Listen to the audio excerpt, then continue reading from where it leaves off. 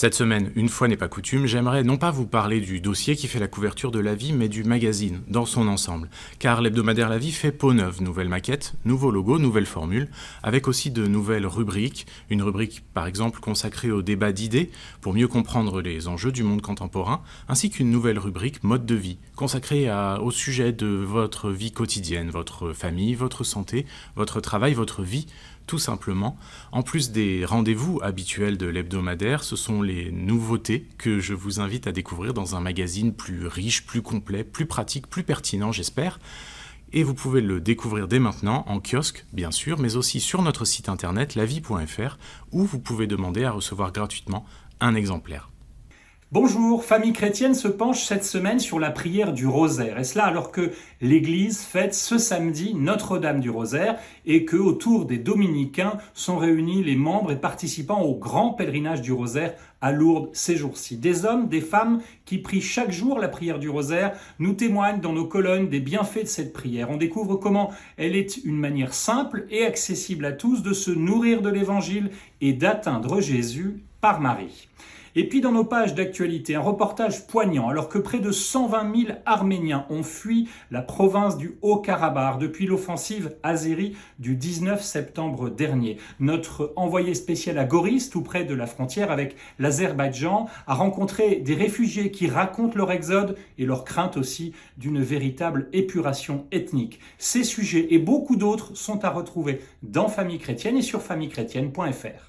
Bonjour, Marie entre ciel et terre. France catholique vous propose une enquête sur la Vierge Marie à l'occasion du mois du rosaire. Que retenir avec certitude de l'humanité préservée du péché de la Vierge Marie?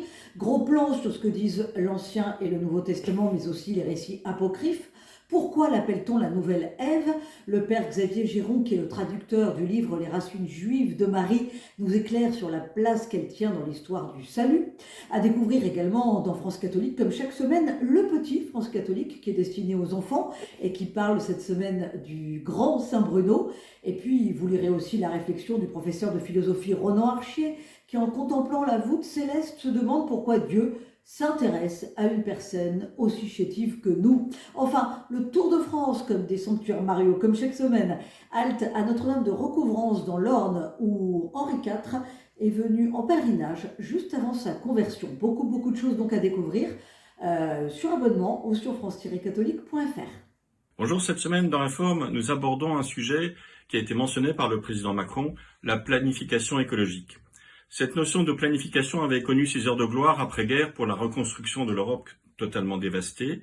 Et puis elle avait été abandonnée, on la soupçonnait même de soviétisme. Et puis aujourd'hui, on se rend compte qu'avec les crises successives, on a besoin de voir plus loin et de vivre une transition écologique, donc de planifier cela. Nous évoquons aussi l'Éthiopie. L'Éthiopie, ce pays en guerre civile, où une grande fête chrétienne orthodoxe, la fête de la Grande Croix, rassemble beaucoup de personnes qui du coup sortent de la guerre. Nous évoquons aussi l'Arménie, ce conflit malheureusement encore tragique, et puis un sujet passionnant sur la nécessité des religions pour la construction démocratique européenne. Vous pouvez retrouver ces informations et d'autres sur reform.net. À la une cette semaine, un coup de projecteur sur un enjeu social majeur, le rôle des aidants. Ils sont entre 9 et 11 millions en France. Et la 14e édition, demain 6 octobre, de la Journée nationale des aidants, aura pour thème « Aidons les aidants à prendre soin d'eux ». Pour nous introduire à cette thématique, nous avons rencontré Vincent Valinduc, chroniqueur à Télématin et qui publie chez Stock un livre intitulé « Je suis devenu le parent de mes parents ». Pendant 14 ans, en effet, Vincent Valinduc, avec son père et son frère, a pris soin de sa mère atteinte d'Alzheimer. Et nous dit-il, le premier enjeu, c'est de s'identifier soi-même comme aidant, tant ce processus peut sembler naturel. Pourtant, le coût personnel est élevé. Pour Vincent Valinduc, ce fut 14 ans, sans vacances ni soirées. Pour d'autres, c'est un temps partiel très souvent contraint. C'est le cas pour 7 aidants sur 10. Autre sujet important, les aidants mineurs. Nous y consacrons également un sujet car ils passent très régulièrement hors des radars. Et pourtant, cette expérience difficile, nous disent-ils, avec le temps est également formatrice. Maturité, autonomie, ouverture d'esprit. Tout ceci est également apporté par cette expérience. En un mot, un gain d'humanité à découvrir dans nos pages.